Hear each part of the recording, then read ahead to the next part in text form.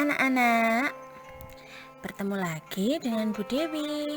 Saat ini kita akan bersama-sama belajar tentang Pendidikan Agama Kristen dan Budi Pekerti kelas 5 semester 1, pelajaran pertama dengan subtema yang ketiga, menghayati agar manusia tidak jatuh di dalam dosa. Apakah anak-anak sudah siap? Jika sudah siap, silakan anak-anak mempersiapkan peralatan tulis, buku paket, dan Alkitabnya. Adapun tujuan pembelajarannya adalah setelah mengikuti pembelajaran ini, diharapkan anak dapat menjelaskan mengapa manusia berdosa, memahami dan menyebutkan penyebab manusia jatuh dalam dosa, mendaftarkan tindakan yang perlu dilakukan agar tidak jatuh dalam dosa, menyatakan tekad untuk tidak melakukan dosa dengan menyanyikan lagu rohani dan menuliskan pesan lagu tersebut. Anak-anak, sebelum memulai pelajaran kita, mari kita bersama-sama datang kepada Tuhan dengan sungguh. Mari kita berdoa. Tuhan Yesus yang baik, kami sungguh mengucap syukur atas rahmat dan karunia yang telah Tuhan berikan kepada kami, sehingga pada hari ini kami dapat belajar kembali. Ampuni segala dosa yang telah kami lakukan. Tuhan Yesus, berikanlah kami kepintaran dan hikmat, agar ketika mengikuti pembelajaran, kami bukan hanya dapat memahaminya saja, tetapi juga dapat menerapkannya dalam kehidupan kami sehari-hari. Terima kasih Tuhan Yesus, hanya di dalam nama-Mu yang kudus, kami berdoa, serta mengucap syukur, haleluya, amin. Nah, anak-anak, setelah berdoa bersama, tiba saatnya kita akan memuji nama Tuhan dengan pujian yang berjudul Hati-hati Tanganku. Anak-anak bisa memuji Tuhan sambil berdiri dan melakukan gerakan ya. Lagu ini pasti tidak asing pada anak-anak karena lagu ini pasti sering dinyanyikan ketika mengikuti ibadah sekolah minggu. Mari kita memuji Tuhan, hati-hati tanganku. Anak-anak, nanti ketika kita bernyanyi dengan lirik hati-hati tanganku yang kecil, anak-anak tepuk tangan ya. Kemudian ketika lirik hati-hati kakiku yang kecil, kakinya dihentak-hentakkan. Nah, sudah siap anak-anak? Mari kita memuji Tuhan. Hati-hati tanganku yang kecil.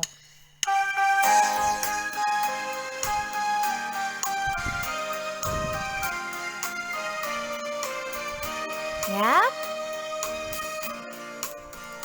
Hati-hati tanganku yang kecil. Tepuk tangan. Ya. Hati-hati tanganku yang kecil. Tepuk tangan lagi.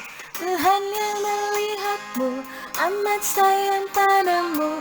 Hati-hati tanganku yang kecil. Kakinya dihentak-hentakkan ya. Hati-hati kakiku yang kecil. Hati-hati kakiku yang kecil. Tuhan yang melihatmu, amat sayang padamu.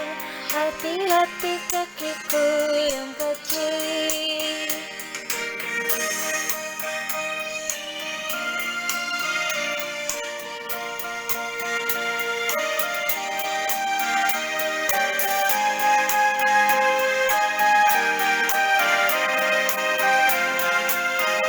Hati-hati mulutku yang kecil.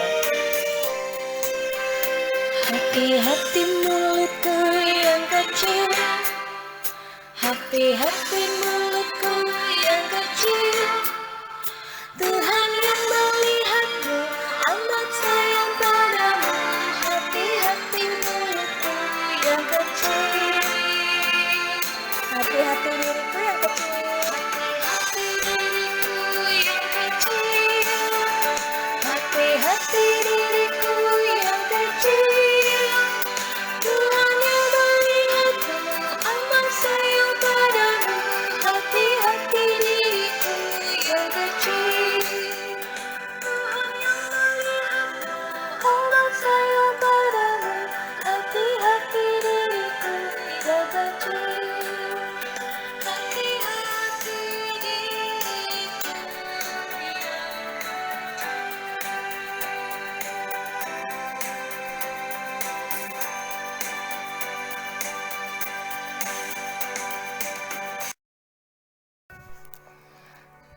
sekarang kita akan memulai pelajaran kita pada hari ini. Nah, anak-anak, coba perhatikan pertanyaan Bu Guru berikut ini. Yang pertama, jika kamu melihat temanmu berbuat salah, apakah yang akan kamu lakukan? Apakah anak-anak akan menolong atau hanya melihat saja? Yang kedua, bila kamu telah berbuat dosa, apa yang akan kamu perbuat? Apakah anak-anak akan memohon ampun pada Tuhan atau pura-pura lupa dengan apa yang sudah dilakukan? Yang ketiga, saat ada yang mengajak berbuat dosa, bagaimana sikapmu? Nah, coba anak-anak pikirkan, apa kira-kira yang akan anak-anak lakukan? Nah, anak-anak masih ingat ya dengan pelajaran pada pertemuan sebelumnya? Kita telah belajar penyebab manusia jatuh dalam dosa. Manusia memilih untuk mengikuti keinginan duniawinya daripada taat dan setia kepada Allah, sehingga manusia jatuh ke dalam dosa. Kita juga sudah mempelajari contoh yang diberikan oleh Tuhan di dalam Alkitab melalui kisah Adam dan Hawa. Pada saat ini kita akan masuk ke dalam bab yang membahas tentang menghayati agar manusia tidak jatuh ke dalam dosa. Anak-anakku semua, Allah menghendaki manusia untuk selalu taat kepadanya dan menjauhi perbuatan-perbuatan yang tidak sesuai dengan kehendak Allah. Jika manusia tidak taat atau tidak mengikuti kehendak Allah, maka manusia akan jatuh ke dalam dosa. Manusia bisa jatuh ke dalam dosa karena tidak bisa menahan keinginannya yang tidak sesuai dengan kehendak Allah. Pelanggaran terhadap kehendak Allah inilah yang disebut juga dosa.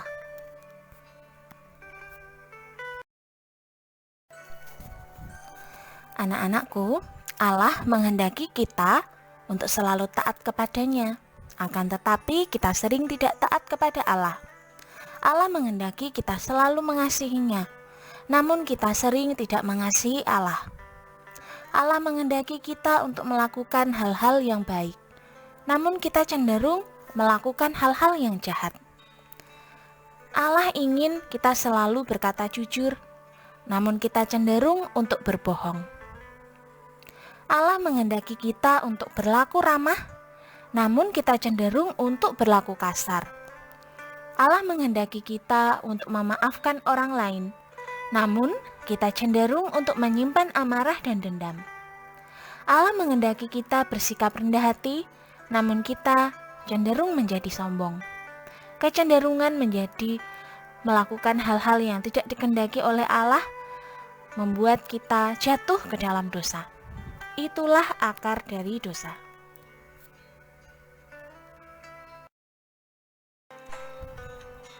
Anak-anak, Allah menghendaki kita untuk menjauhi perbuatan-perbuatan yang tidak sesuai dengan kehendak Allah. Jika kita tidak taat, kita akan jatuh ke dalam dosa. Karena itu, kita dapat belajar taat kepada Allah dengan mulai melakukan hal-hal yang sederhana. Sekarang, agar terhindar dari dosa, kita harus selalu yang pertama, perhatikan gambar yang ada di slide. Ada orang yang sedang berdoa, ya benar. Jadi, yang pertama yang harus kita lakukan agar terhindar dari dosa adalah berdoa. Mohon penyertaan Tuhan agar melalui Roh Kudus kita dimampukan untuk menolak keinginan duniawi yang membawa kita jatuh dalam dosa. Yang kedua, coba perhatikan gambarnya. Ada anak yang sedang membaca Alkitab. Iya, yang kedua adalah rajin membaca Alkitab. Dengan membaca Alkitab, kita akan mengetahui manakah yang dikehendaki Tuhan dan yang tidak dikehendaki Tuhan. Selain itu, dengan membaca Alkitab, kita akan lebih mengenal dan dekat dengan Tuhan. Yang ketiga adalah berpikir secara matang sebelum bertindak. Selalu waspada dan hati-hati. Anak-anak harus memikirkan apa akibat atau dampak jika anak-anak memutuskan melakukan sesuatu hal. Karena itu, agar tidak menyesal dan jatuh dalam dosa, sebelum melakukannya, anak-anak harus berpikir secara matang dan bertindak hati-hati ya. Anak-anak juga bisa belajar untuk taat kepada Allah dengan melakukan hal-hal yang sederhana. Misalnya, dengan berkata jujur, baik itu dengan orang tua ataupun guru di sekolah dan kepada teman-teman.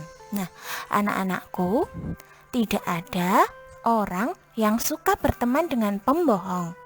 Juga tidak ada orang yang senang dibohongi. Karena itulah, kita harus menjadi orang yang jujur kepada siapapun. Yang kedua adalah belajar berbagi dengan sesama dengan kerendahan hati tanpa mengharapkan imbalan. Nah, untuk berbagi kepada sesama, kita tidak harus menjadi orang kaya terlebih dahulu. Kita juga bisa membantu dari apa yang kita miliki. Kita bisa berbagi dalam hal yang sangat sederhana sekalipun. Anak-anak mungkin sering melihat ya, ada orang yang mengamen atau mengemis di jalan-jalan. Nah, anak-anak bisa memberikan sedikit berkat berupa uang atau makanan, bukan dalam jumlah yang banyak, tetapi dari apa yang anak-anak miliki, tentu saja dengan hati yang ikhlas, tidak mengharapkan imbalan ya.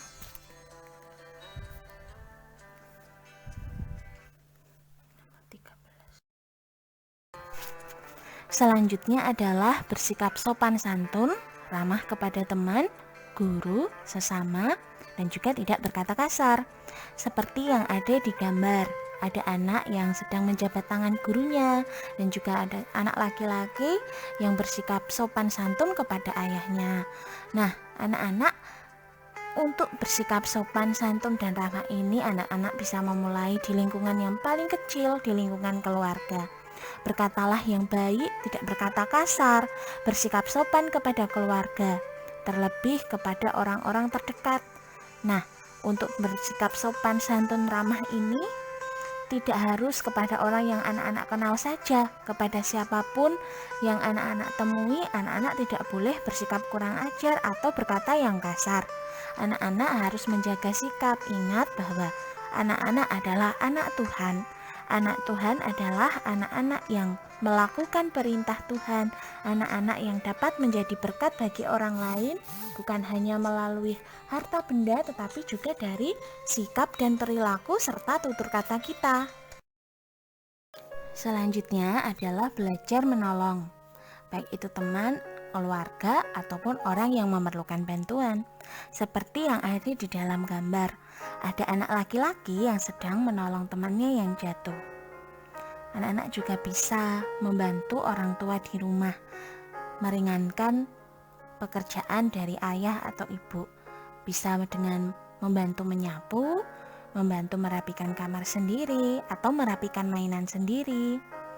Nah, anak-anak, untuk menolong ini bukan hanya orang yang kita kenal saja yang bisa kita tolong, tetapi dimanapun anak-anak berada, ketika ada orang yang memerlukan bantuan atau pertolongan, anak-anak bisa melakukannya.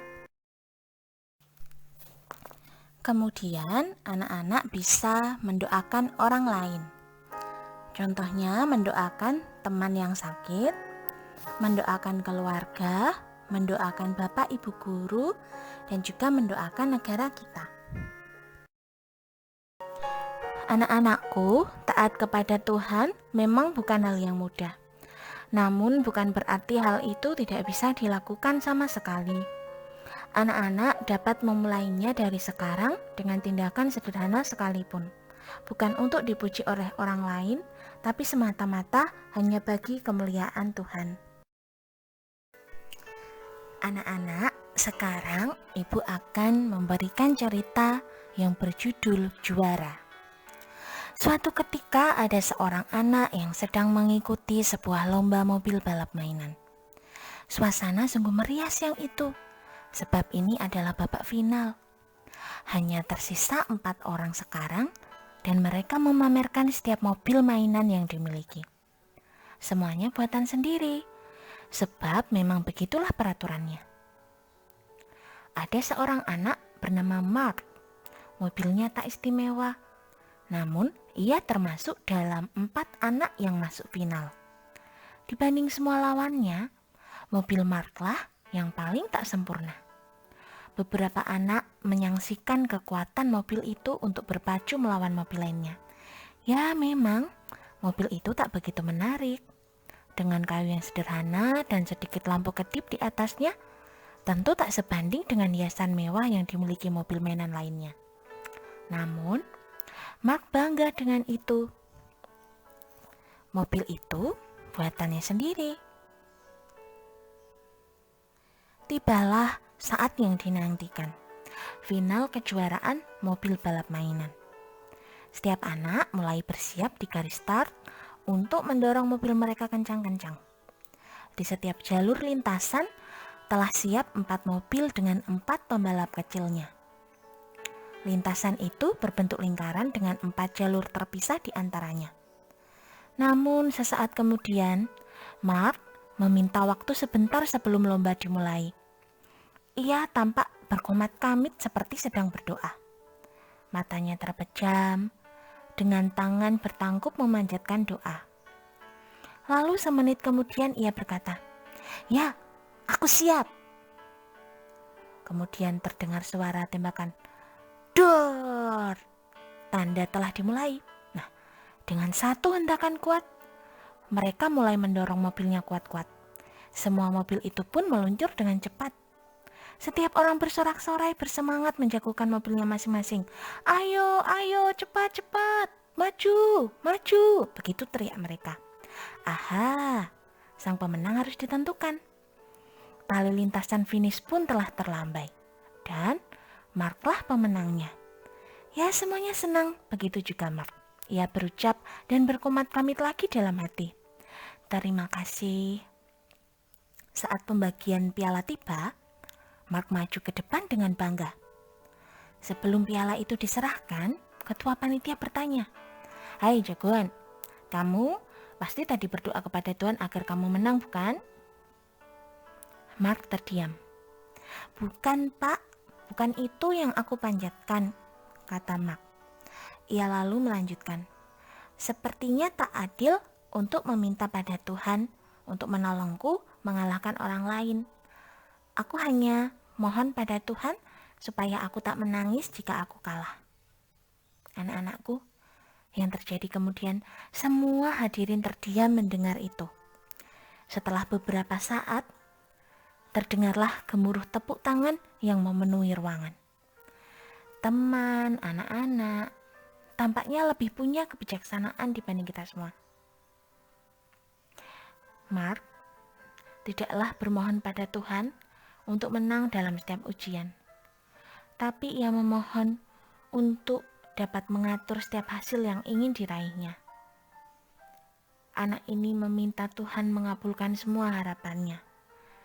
Ia tak berdoa untuk menang dan menyakiti yang lainnya. Namun, ia berdoa agar Tuhan memberikan kekuatan saat menghadapi itu semua. Ia berdoa agar diberikan kemuliaan dan mau menyadari kekurangan dengan rasa bangga. Anak-anakku, mungkin telah banyak waktu yang kita lakukan untuk berdoa pada Tuhan untuk mengabulkan setiap permintaan kita. Terlalu sering juga kita meminta Tuhan untuk menjadikan kita nomor 1, menjadi yang terbaik, menjadi pemenang dalam setiap ujian. Terlalu sering kita berdoa pada Tuhan untuk menghalau setiap halangan dan cobaan yang ada di depan mata. Tapi pernahkah anak-anak berdoa agar Tuhan memberikan hikmat, memberikan kemampuan untuk mengatasi, untuk menghadapi setiap hal dalam hidup kita, agar kita tidak menyakiti orang lain dan kita dapat menjadi berkat bagi orang lain. Hal yang paling sulit adalah mengucap syukur dalam apa yang kita miliki, sehingga kadang kita malah membuat dosa karena kita tidak bisa bersyukur dan tidak menerima keadaan. Nah, anak-anak, dari cerita yang sudah Ibu sampaikan tadi, apa yang dapat anak-anak ambil hikmahnya? Iya, mari kita bersama-sama untuk dapat berdoa kepada Tuhan supaya kita dimampukan melakukan apa yang benar.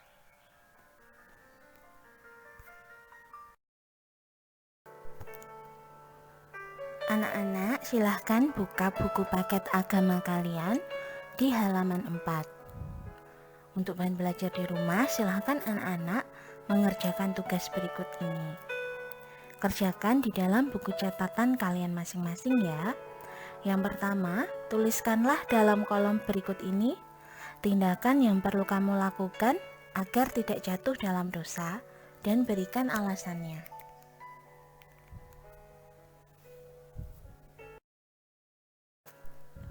Soal nomor 2. Dengan penuh penghayatan, nyanyikanlah lagu dari Kidung Ceria yang berjudul Hati-hati Tanganku. Renungkanlah setiap kata yang kamu nyanyikan. Nyanyikan semua bait lagu itu. Sesudah menyanyikan semua bait lagu tersebut, tuliskanlah pesan lagu yang kalian dapat dengan baik. Dan lagunya ada di awal pembelajaran tadi ya. Demikianlah pelajaran kita pada hari ini. Untuk itu, mari kita akhiri pertemuan kita dengan berdoa. Anak-anak, silahkan mempersiapkan hati, tangan dilipat, mata ditutup, mari kita berdoa. Allah pemurah, ampunilah kami atas kelemahan dan ketidaktaatan kami kepada perintah-Mu. Tolonglah kami agar kami selalu mampu taat dan setia mendengar perintah-Mu. Di dalam nama Tuhan Yesus Kristus, kami berdoa serta mengucap syukur, haleluya, amin. Anak-anak Ibu yang hebat, yang Ibu kasih dalam nama Tuhan Yesus, meski belajar dari rumah, tetap semangat ya. Jangan lupa selalu patuhi protokol kesehatan dengan menerapkan 5M. Selalu memakai masker, mencuci tangan, menjaga jarak, menerapkan etika batuk, menghindari menyentuh wajah, dan jangan lupa selalu rajin berdoa dan bersyukur. Tuhan Yesus memberkati.